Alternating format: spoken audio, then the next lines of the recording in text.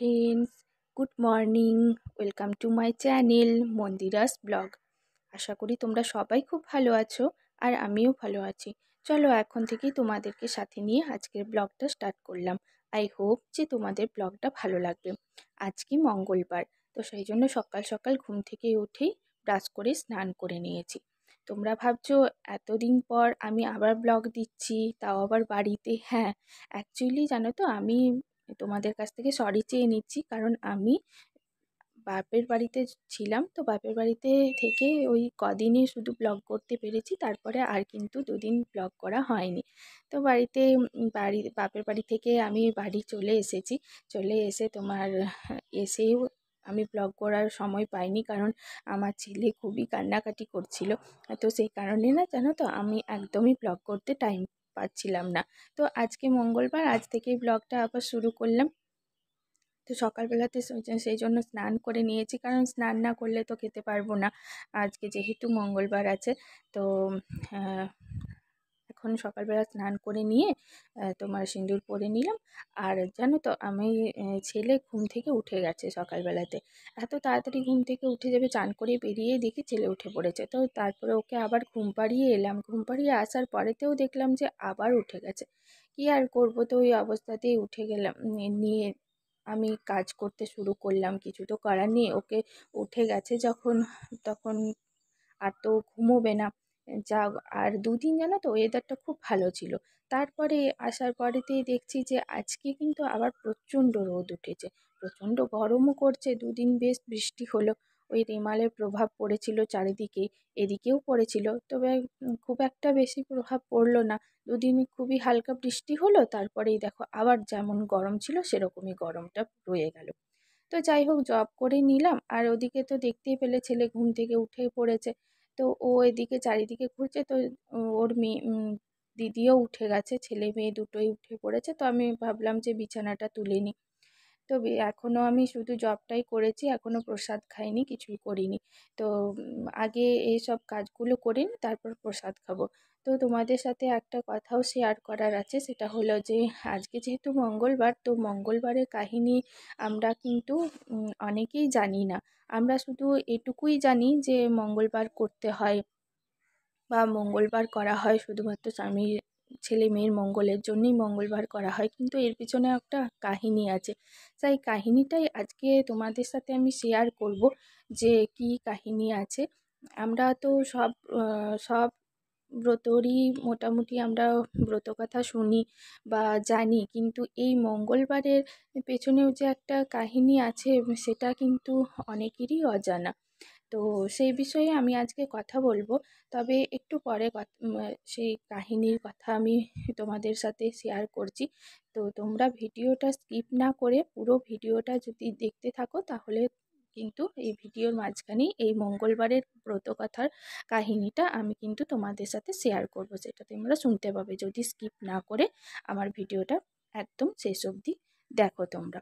তো যাই হোক, এখন ছেলে ঘুম থেকে যেহেতু উঠে গেছে, সেহেতু দেখো চারিদিকে বদমাইশি শুরু করে দিয়েছে, এদিক ওদিক চারিদিকেই ঘুরছে।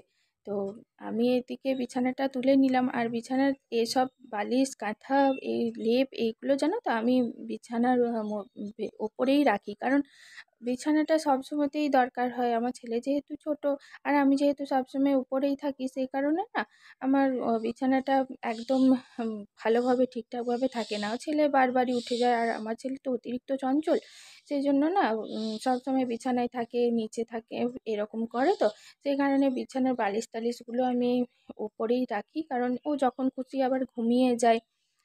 তো সবসময় তো বের করা সম্ভব হয় না, সেই জন্য রেখেই দিই। আর এসির কারণে তো এই তোমার ইয়েটা তো ঢোকানোই হচ্ছে না, ঢাকাটা। যাই হোক, কি আর করা বলছে, চলো একে মুখটা ধুইয়ে দিই, তারপর আবার কথা বলছি।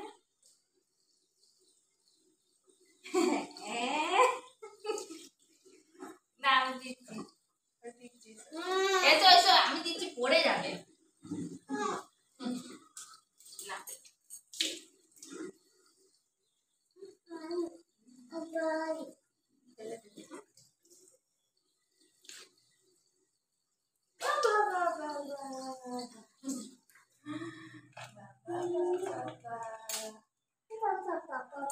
বাবা বাবা না কুলি করতে শিখিয়ে গেছে।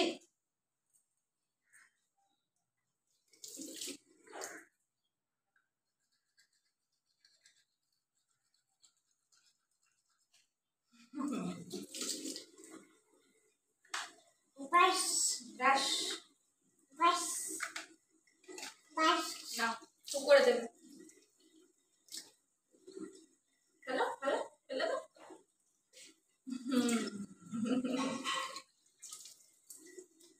হ্যালো দাও। ও বাবা বাবা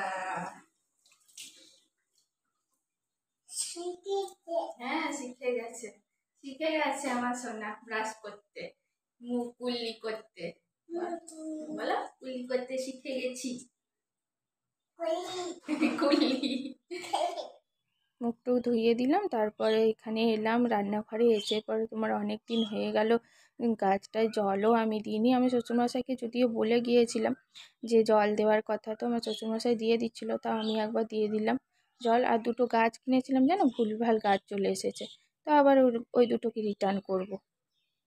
এদের দুজনের মজা দেখো, ও দিদি ব্রাশ করছে বলে ও আবার ব্রাশ করলে, এই মাত্র আমি ব্রাশ করে দিলাম, তারপরেতে ও আবার ব্রাশ করছে দিদির দেখে দেখে। কোথায় উঠেছে দেখো, চেয়ারের উপরে উঠেছে, চেয়ারের উপরে উঠে দাঁড়িয়েছে, দেন দিদির মতো লম্বা হয়েছে, তারপরে ওখানে করছে। দেখো দিদি যা যা করছে ও তাই তাই করছে, জল ঘাটছে সকাল থেকে। এই দেখো অবস্থা, দেখো অবস্থা। জল খাবে না তুমি? করেই যাচ্ছে, ব্রাশ করেই যাচ্ছে, ব্রাশ করেই যাচ্ছে। কতবার ব্রাশ করতে হয়? চলো, দিদিও নাচছে ও নাচছে। এই আমি বসলাম মঙ্গলবারের প্রসাদ নিয়ে, প্রসাদ খেতে। আমার তো আবার শ্বশুরবাড়ির নিয়ম হচ্ছে এগুলো ষোলকুচিগুলো গিলতে হয় কলা দিয়ে, তো সেটাই এখন মা মঙ্গলচণ্ডীকে প্রণাম করে এখন আমি খেতে শুরু করলাম। আর আমি এবার তোমাদেরকে এই কথাটা, কাহিনীটা আমি তোমাদেরকে শোনাচ্ছি। তার আগে বলে নিই যে আমি এই কথাটা তোমাদেরকে বলতে থাকবো, আর বাড়ি বিভিন্ন যে কাজগুলো, বাকি কাজগুলো আছে সেগুলো করতে করতেই তোমাদেরকে আমি এই ব্রত কথাটা, কাহিনী কথাটা তোমাদেরকে শোনাচ্ছি। তো তোমরা শোনো। এক দেশে এক সওদাগর ও এক বেনে বাস করত। সওদাগরের 7 ছেলে ছিল আর বেনের 7 মেয়ে। একদিন মা মঙ্গলচণ্ডী এক বুড়ি বামনির বেশ ধরে বেনের বাড়ি গেলেন। গিয়ে বললেন, ও মা, দুটি ভিক্ষে দাও গো। বেনে বউ তাড়াতাড়ি সিদে সাজিয়ে ভিক্ষে দিতে এলে বামনি জিজ্ঞেস করলেন, তোমার কয় ছেলে কয় মেয়ে মা? বেনে বউ বললেন, আমার 7 ছেলে মা, আমার 7 মেয়ে মা, ছেলে নেই। বামনি তখন বললেন, আমি ছেলে 8 কুড়োর মুখ দেখি না আর মেয়ে 8 কুড়োর ভিক্ষে নিই না। এই বলে যেই উনি চলে যাবার জন্য প্রস্তুত হলেন, অমনি বেনে বউ কেঁদে কেঁদে পায়ে পড়ে বললে, যাতে ছেলে হয় তার একটা উপায় করো মা। বামনি একটি ফুল দিয়ে বললেন, এই ফুল ধুয়ে জল খেলে তোমার ছেলে হবে, তার নাম রেখো জয়দেব। এই বলে বামনি চলে গেলেন।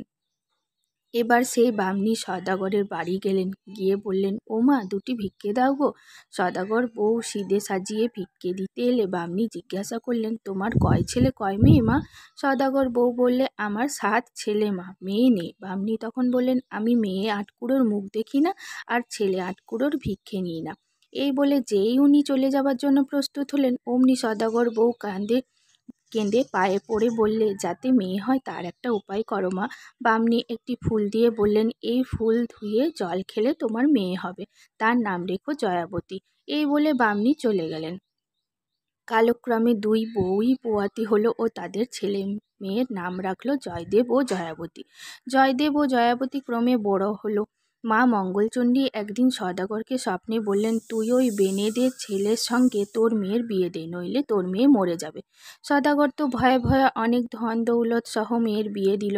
শ্বশুরবাড়ি যেতে যেতে জয়াবতীর মনে পড়ল আজ মঙ্গলবার। অমনি তাড়াতাড়ি মঙ্গলবারের কথা মনে করে নমস্কার করল। জয়দেব আশ্চর্য হয়ে গেল দেখে, জিজ্ঞাসা করলো, এটা কেন করলে? জয়াবতী বললে, আজ মঙ্গলচণ্ডীর পুজো কি না?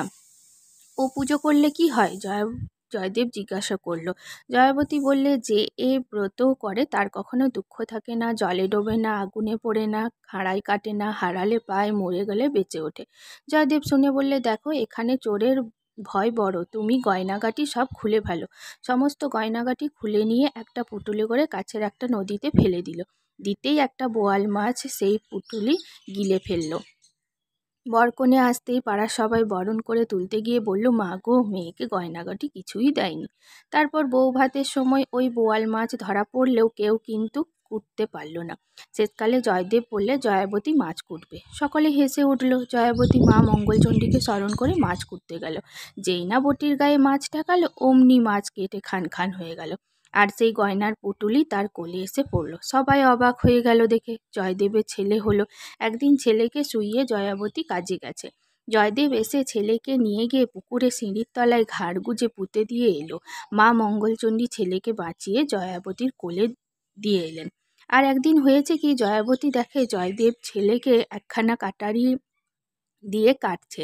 জয়াবতী দেখেই ছুটে এসে বললে, তোমার এখনো বিশ্বাস হলো না? জয়দেব বলল, হ্যাঁ, এইবার আমার বিশ্বাস হয়েছে। তারপর জয়াবতী আরও অনেক ছেলে মেয়ে হলো। জয়দেব জয়াবতী সুখে ঘরকন্যা করতে লাগলো। এরপর তারা তাদের সমস্ত ছেলে মেয়েদের এই ব্রতের কথা বলে প্রচার করতে বলল। এইভাবে জয় মঙ্গলবারের ব্রতকথা সবার মধ্যে প্রচারিত হলো। আজ এই বছরের জ্যৈষ্ঠ মাসের দ্বিতীয় মঙ্গলবার। তো মায়ের কাছে পরিবারের সকলে সার্বিক কামনা করি সবাই খুব ভালো থেকো। আর ভিডিওটা এখানেই শেষ করলাম। ব্রত কথা তোমাদের কেমন লাগলো, তোমরা জানো কিনা সেটা আমাকে কমেন্ট করে জানিও। আমার ভিডিওটা তোমাদের কেমন লাগলো সেটাও আমাকে জানিও কমেন্ট করে। আর আমার এই ভিডিও যদি ভালো লাগে অবশ্যই করে একটা লাইক করে দিও, শেয়ার করো, কমেন্ট করে জানিও আমাকে আমার ভিডিও তোমাদের কেমন লাগছে। চলো আজকের মতো এই পর্যন্তই। দেখা হচ্ছে তোমাদের সাথে খুব তাড়াতাড়ি নতুন একটা ভিডিও নিয়ে। ততক্ষণের জন্য তোমরা ভালো থেকো, সুস্থ থেকো, আর পরিবারের সকলকে ভালো রেখো। টাটা, বাই বাই সবাইকে।